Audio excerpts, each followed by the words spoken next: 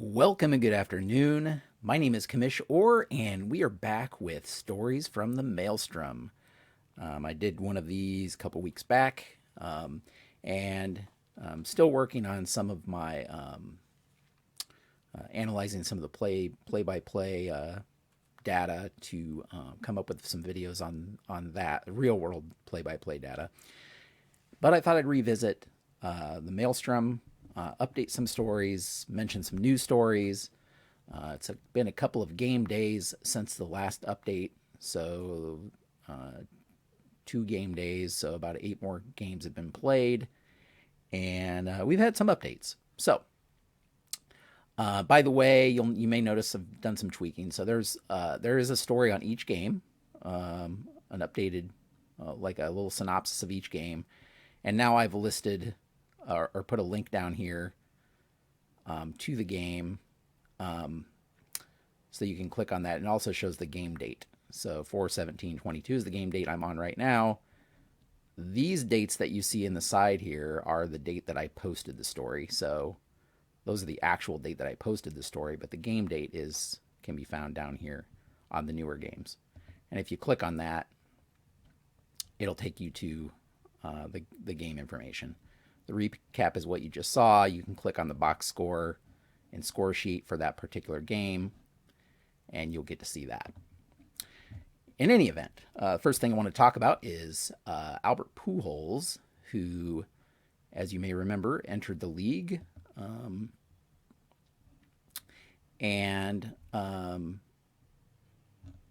So I wanted to update you on how he's done since entering the league.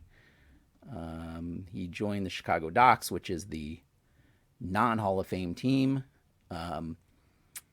since he is officially retired from the MLB. And he's actually had a pretty slow start. He is just 2 for 12.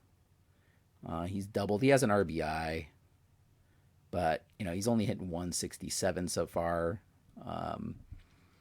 0 for 4 his first game, and then 1 for 4 in each of his second and third game. So pretty slow start so far, but still early. Only 3 games under his belt, and so that has a lot of chance to change. So be curious to see how he does, if he gives the Chicago Docks the boost that they need to try to improve their offense.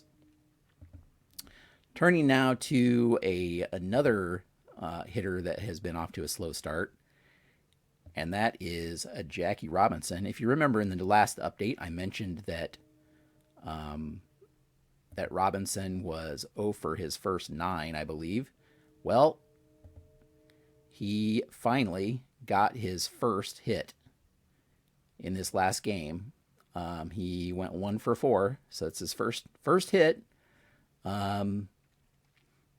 He's still only 1 for 13 with an 0.77 average, but hey, he finally got his first hit. Gene Tennis, I believe, still waiting for his first hit. He's like 0 for 17, I think I said.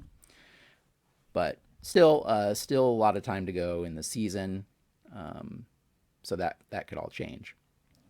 Now, last time I talked about the dominance of Ted Williams, and so I want to come over here and look at the leaders again.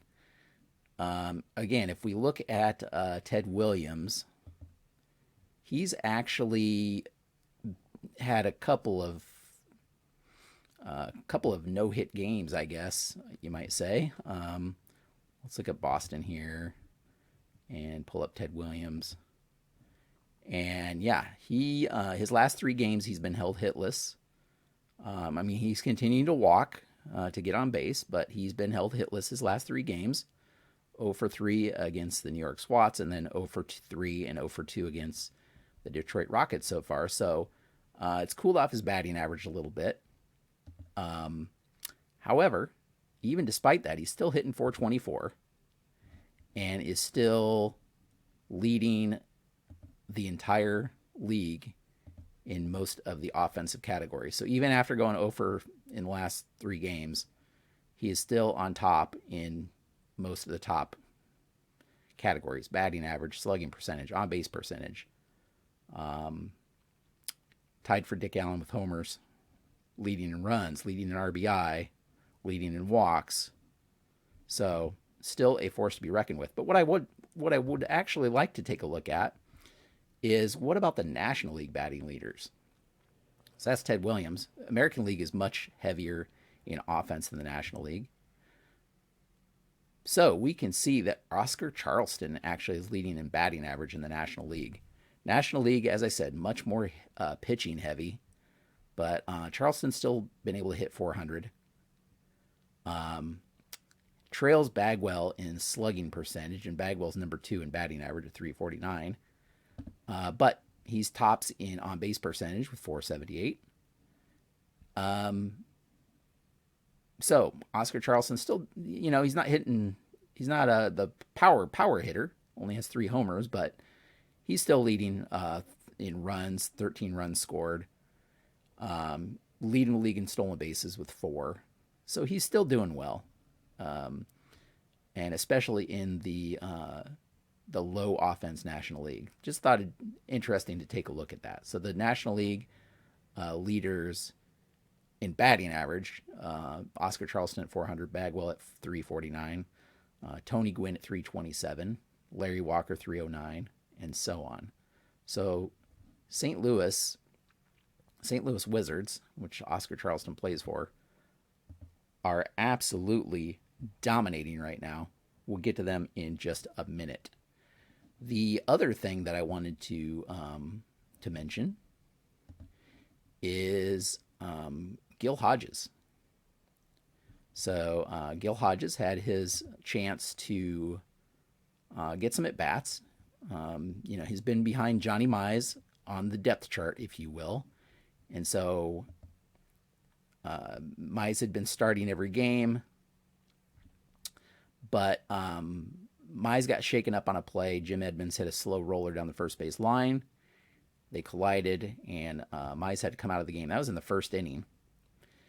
So he didn't even get an at-bat in that game. And Gil Hodges came in and walked in his first at-bat, struck out looking his next at-bat, but then hit a solo homer, and then got another base hit, another single. So went 2 for 3 with a run scored, an RBI, a walk. So he's had a pretty good start to his playing. That might get him enough attention to get a look at starting some games. So be watching that. The other thing to note is we had our first longer time injury in the league. This just happened in the last game. St. Louis against Houston. St. Louis Wizards against the Houston Hoots. And Willie McCovey struck out in the 7th inning and pulled something in the strikeout. And he's going to be out for probably till the All-Star break, which in this league is only about 10 more games. So, not sure what he ruptured there, but he's going to be out for 10 games. Orlando Cepeda is his backup, and so he'll be filling in at first base while McCovey is on the DL. But that's the first. I think I mentioned early on there's not a lot of injuries, so this is the first major injury, we'll say, that I've seen. And with just 2 players at each position, that's not necessarily a bad thing. I actually roll to determine rest and that kind of thing. So sometimes players will rest, get a chance to rest and that kind of thing, even without injury. So gives the lineups a chance to mix up a little bit. But this is the first long-term injury. And it happened in a pretty dramatic game where Houston was beating St. Louis 4-2 in the 9th inning, and Lee Smith came in and could not close out the game, even though he was 4 for 4 in his prior save attempts. He struck out Larry Walker. Orlando Cepeda in his first at bat of the game singled. Ron Santos singled. Lee Smith struck out Mike Piazza. for the second out. Looked like he might get out of it. But then Ozzie Smith hit an RBI single. Oscar Charleston walked to load the bases. And Rogers Hornsby, who is having a terrible season, came in clutch and had drove in 2 runs on a single there in the 9th to put the Wizards ahead 5-4.